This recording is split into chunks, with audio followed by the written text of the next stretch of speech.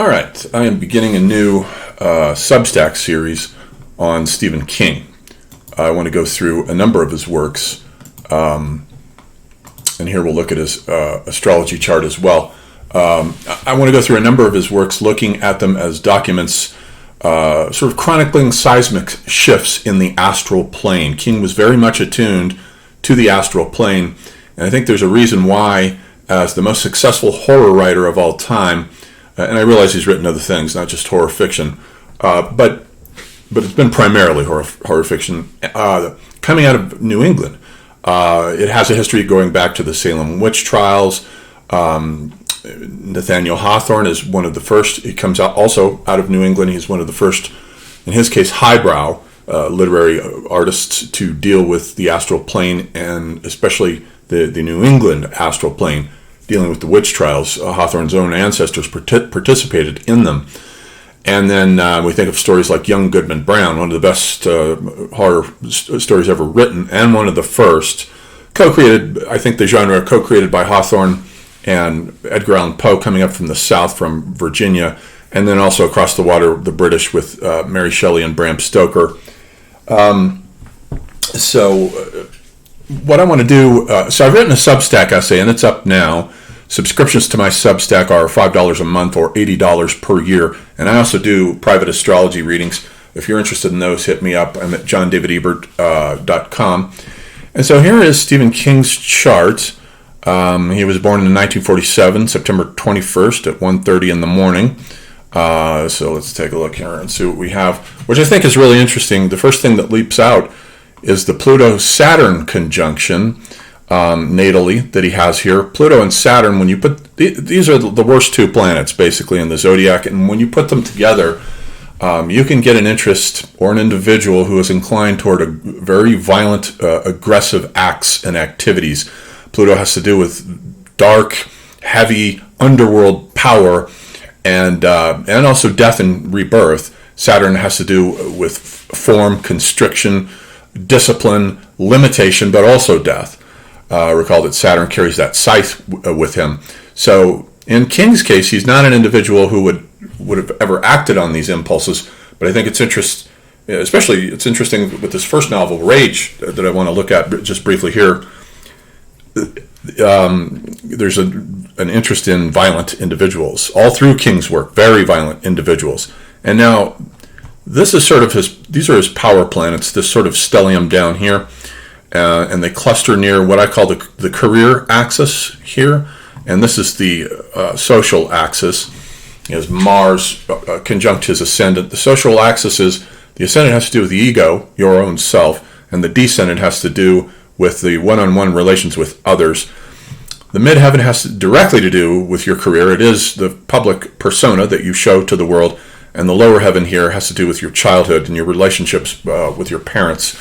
But he has nonetheless, when you get planets clustered near the lower heaven, they might as well be near the midheaven. It's the same axis that has to do with the career. So he has the Sun conjunct Venus, which is very good for anyone working in the arts, good for an artist or a literary author. Venus has to do with aesthetic principles. And I noticed that both of them are then squaring Uranus, which is the planet of rebellion and breakthroughs. So this is an individual who is going to achieve major breakthroughs in some area of the arts, major overturning breakthroughs.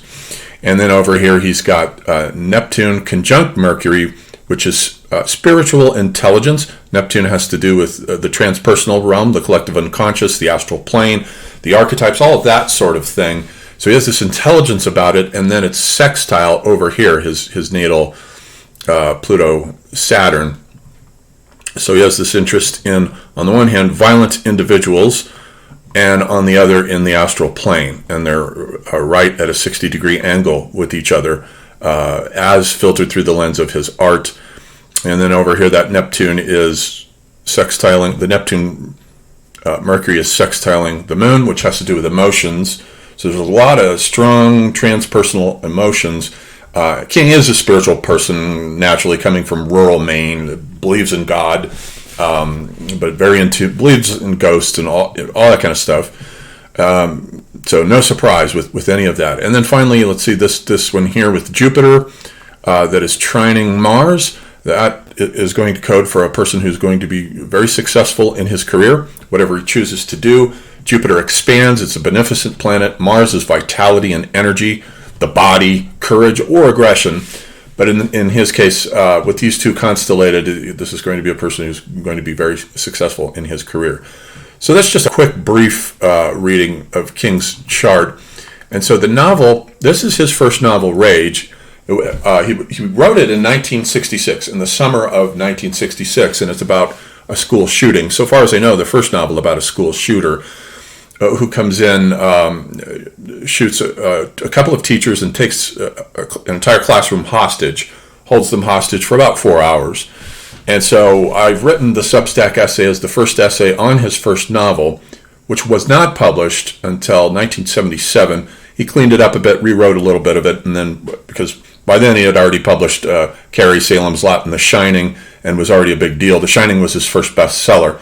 And so his editor asked him if he had any other manuscripts, and he said, well, I have these other ones, but I think we should invent a different persona for these, because they're, number one, we don't want to saturate the market with my books, and number two, these really have a different feel about them, and I want to see if they would ever have been successful on their own without the imprint of my name. So he invented this alter ego. Richard Bachman published this in 1977, and it was a total flop, naturally. All the Bachman books were flops until someone figured out with Thinner that it was definitely King doing the writing. And so for that, so you can read my Substack essay for all the unearthing of the literary semiotics of this novel. And I do not think of King, of course, as a literary artist. He is no such thing. He is definitely a pop culture artist, but all art, whether top or pop, signifies. All of it has semiotics, and understanding the semiotics are very important to understanding cultural developments, especially in the age of mass communications and popular culture. So these are the transits that were going on at the time in summer of 1966 when he was writing this novel. And by the way, he was writing it at the same time that Charles Whitman, on August 1st in 1966, at the University of Texas in Austin, ascended the tower there and performed the very first spree killer act by shooting down about 16 people from that tower before he was killed. That was going on at the exact same time that King was writing pretty much the first novel about a school shooter that was very prescient of the school shootings that took place in the late 90s, especially Columbine, which was the first big one where I think something like 15 people were killed, whereas before that, school shootings were just a couple of people. So these outer planets then, so we've already looked at his natal planets, the blue ones. The orange ones are the outer planets. They are live at the time he's writing this in summer of 1966, and they're transiting in counterclockwise fashion to his natal planets. And so I noticed that Pluto at that time was conjunct Uranus for the entire generation. That was, the two were in conjunction from 1960 to 1972. And when you put Uranus, the planet of rebellion, together with Pluto, you can have very violent, rebellious activities going on, and that characterizes the overturning of law and authority, identifying the state with Big Daddy, pretty much, and rebelling against him.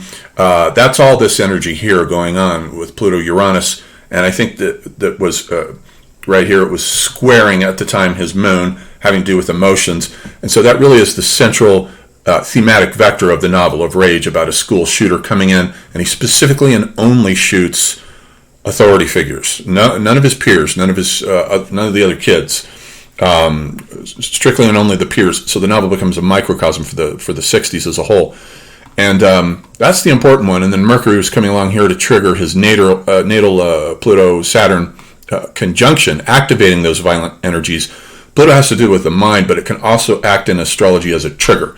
It moves very fast, 88 days to go around this clock, and its transits last for about a week, unless it goes retrograde, as it was here. The transit would have lasted about 3 weeks. And the sun was going over his ego axis, the ascendant here, with Mars, giving him a lot of energy and vitality. Jupiter as well coming along, Venus and Mars. All of these planets were squaring. All the red lines are 90-degree squares. His natal sun conjunct Venus, Neptune conjunct Mercury. They were all activated by Venus, Mars, Jupiter.